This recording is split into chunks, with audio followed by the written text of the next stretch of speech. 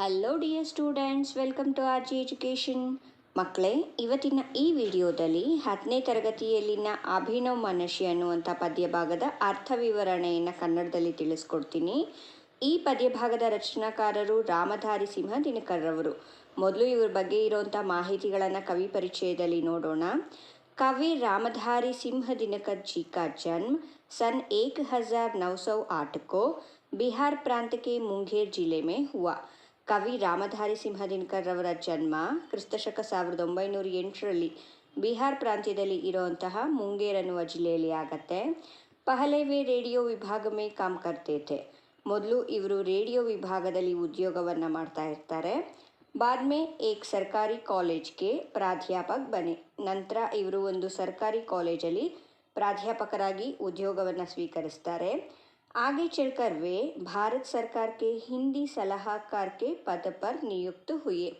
ಹಾಗೆಯೇ ಮುಂದಕ್ಕೆ ಇವರು ಭಾರತ ಸರ್ಕಾರದಲ್ಲಿ ಹಿಂದಿಯ ಸಲಹೆಗಾರರಾಗಿ ಹುದ್ದೆಯನ್ನು ಪಡ್ಕೋತಾರೆ. सन 1974 को इनका देहावसान हुआ. 1974ರಲ್ಲಿ ಇವರು ತೀರ್ಕೋತಾರೆ. ಅಂದರೆ ಇವರು ಕೇವಲ 66 ವರ್ಷಗಳ ಕಾಲ ಜೀವಿಸಿರ್ತಾರೆ. ಕವಿ ಕಿ ಕುछ ಪ್ರಮುಖ ರಚನಾएं हैं. ಇವರ ಪ್ರಮುಖ ರಚನೆಗಳು ಯಾವ್ಯಾವುದಂದರೆ ಹುಂಕಾರ, ರೇಣುಕಾ, ರಸವಂತಿ, ಸಾಮಧೇನಿ, ಧೂಪ್ಚಾಹ, ಕುರುಕ್ಷೇತ್ರ, ಬಾಪು, ರಶ್ಮಿರತಿ ಆದಿ. ಹುಂಕಾರ, ರೇಣುಕಾ, ರಸವಂತಿ, ಸಾಮಧೇನಿ, ಧೂಪ್ಚಾಹ, ಕುರುಕ್ಷೇತ್ರ, ಬಾಪು, ರಶ್ಮಿರತಿ ಇನ್ನು ಮುಂತಾದ ಕೃತಿಗಳನ್ನು ಕವಿ ರಾಮಧಾರಿ ಸಿಂಹ ದಿನಕರ್ ಅವರು ರಚಿಸಿದ್ದಾರೆ. कवि की हर रचना में हृदय को प्रभावित और उत्साहित करने की पूर्ण शक्ति है.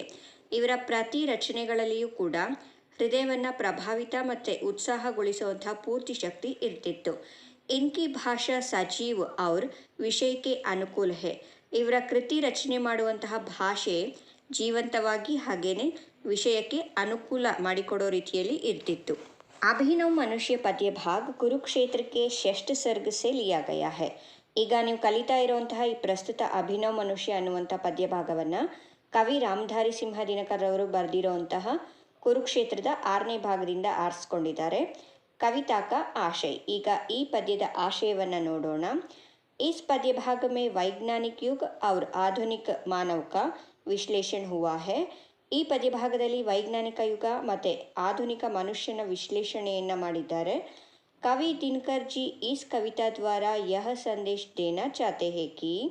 ಕವಿ ದಿನಕರ್ ರವರು ಈ ಕವಿತೆ ಮುಖಾಂತರ ಈ ಸಂದೇಶವನ್ನು ನೀಡೋದಕ್ಕೆ ಬಯಸ್ತಾ ಇದ್ದಾರೆ. ಅದೇನೆಂದರೆ आज के मानव ने प्रकृति के हर तत्व पर विजय प्राप्त कर ली है.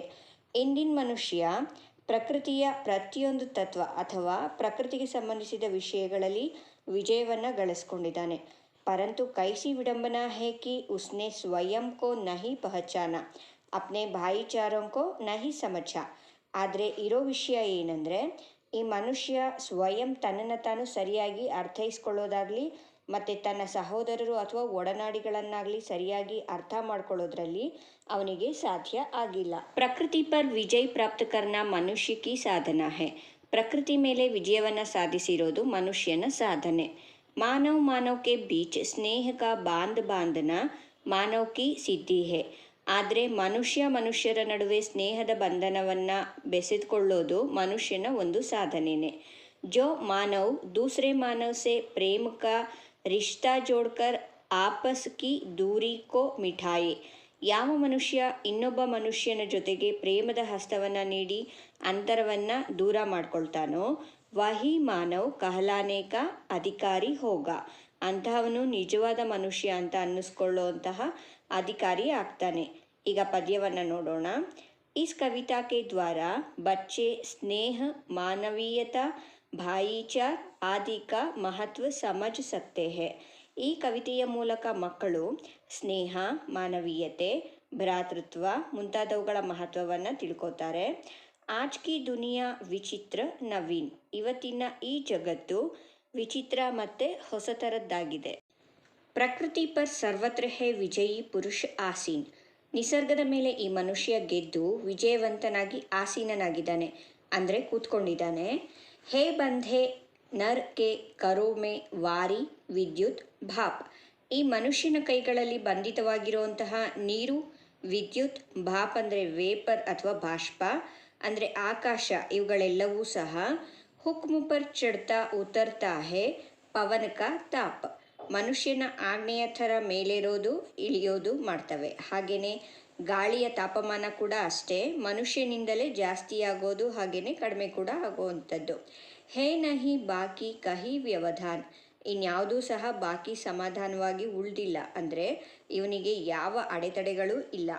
ಲಾಘ ಸಕ್ತ ನರ ಸಹಿತ್ ಗಿರಿ ಸಿಂಧು ಏಕ್ ಸಮಾನ್, ಹಾರಿ ಹೋಗ್ತಾನೆ ಈ ಮನುಷ್ಯ, ಸಾಗರವನ್ನಾಗಲಿ ಬೆಟ್ಟದ ಮೇಲಾಗಲಿ ನದಿ ಮೇಲಾಗಲಿ ಎಲ್ಲವನ್ನ ಒಂದೇ ಥರ ಸಮಾನವಾಗಿ ದಾಟ್ಕೊಂಡು ಹೋಗಬಲ್ಲವನಾಗಿದ್ದಾನೆ ಈ ಮನುಷ್ಯ. ಯಹ ಮನುಜ್, ಈ ಮನುಷ್ಯ, ಜಿಸ್ಕಾ ಗಗನ್ ಮೇ ಜಾ ರಹಾ ಹೇ ಯಾನ್, ಯಾರು ಆಕಾಶದಲ್ಲಿ ಪ್ರಯಾಣ ಹೊರಟಿರ್ತಾನಲ್ಲ ಅವನೇ ಈ ಮನುಷ್ಯ.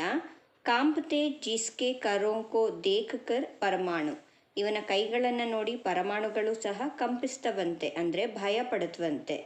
ಯಹ ಮನುಜ್ ಜೋ ಸೃಷ್ಟಿ ಕಾ ಶೃಂಗಾರ್, ಸೃಷ್ಟಿಗೇನೆ ಈ ಮನುಷ್ಯ ಶೃಂಗಾರ ಇದ್ದಂತೆ. ಜ್ಞಾನ ಕಾ ವಿಜ್ಞಾನ ಕಾ ಆಲೋಕ ಕಾ ಆಗಾರ್, ಈ ಮನುಷ್ಯ ಜ್ಞಾನಕ್ಕೆ ವಿಜ್ಞಾನಕ್ಕೆ ಆಲೋಚನೆ ಅಥವಾ ಪ್ರಕಾಶಮಾನತೆಯ ಆಗರನಾಗಿದ್ದಾನಂತೆ. ವ್ಯೋಮ ಸೆ ಪಾತಾಲ್ ತಕ್ ಸಬ್ ಕುಚ್ ಇಸೆ ಹೇ ಜ್ಞೇಯ, ಅಂತರಿಕ್ಷ ಅಥವಾ ಆಕಾಶದಿಂದ ಪಾತಾಳದವರೆಗಿನ ಎಲ್ಲ ರೀತಿಯ ತಿಳುವಳಿಕೆ ಸಹ ಈ ಮನುಷ್ಯನಿಗೆ ತಿಳಿದಿದೆ. ಪರ್ ನ ಯಹ ಪರಿಚಯ ಮನುಜ ಕಾ, ಯಹ ನ ಉಸ್ಕಾ ಶ್ರೇಯ, ಆದರೆ ಇವನಿಗೆ ಮನುಷ್ಯನಾಗಿ ಮನುಷ್ಯನ ಪರಿಚಯನೇ ಇಲ್ಲ, ಇದು ಈ ಮನುಷ್ಯನಿಗೆ ಶ್ರೇಯಸ್ಕರವಾದುದಲ್ಲ. ಶ್ರೇಯ ಉಸ್ಕಾ ಬುದ್ಧಿ ಪರ್ ಚೈತನ್ಯ ಉರ್ಕಿ ಜೀತ್, ಇವನ ಶ್ರೇಯಸ್ಸು ಯಾವುದರಲ್ಲಿದೆ ಅಂದರೆ ಬುದ್ಧಿಯ ಚೈತನ್ಯವಾಗೋದ್ರಲ್ಲಿ ಹಾಗೆಯೇ ಹೃದಯದ ಗೆಲುವಿನಲ್ಲಿ ಅಡಗಿದೆ. ಶ್ರೇಯ ಮಾನವ್ ಕಿ ಅಸೀಮಿತ್ ಮಾನವೋನ್ ಸೆ ಪ್ರೀತ್, ಹಾಗೆಯೇ ಮಾನವನನ್ನು ಪ್ರೀತಿಸೋದ್ರಲ್ಲಿ ಅವನ ಶ್ರೇಯಸ್ಸು ಇರುತ್ತೆ. ಏಕ ನರ್ಸೆ ದೂಸರೆ ಕೆ ಬೀಚ್ ಕಾ ವ್ಯವಧಾನ್ ತೋಡ್ ದೆ ಜೋ ಬಸ್, ಒಬ್ಬ ಮನುಷ್ಯ ಮತ್ತು ಇನ್ನೊಬ್ಬ ಮನುಷ್ಯರ ನಡುವೆ ಇರುವಂಥ ಗೋಡೆಯನ್ನು ಬೀಳಿಸಿದ್ರೆ ಸಾಕು. ವಹಿ ಜ್ಞಾನಿ ವಹಿ ವಿದ್ವಾನ್, ಅವನೇ ಜ್ಞಾನಿ ಹಾಗೆಯೇ ಅವನೇ ವಿದ್ವಾನ್ ಕೂಡ ಆಗ್ತಾನೆ.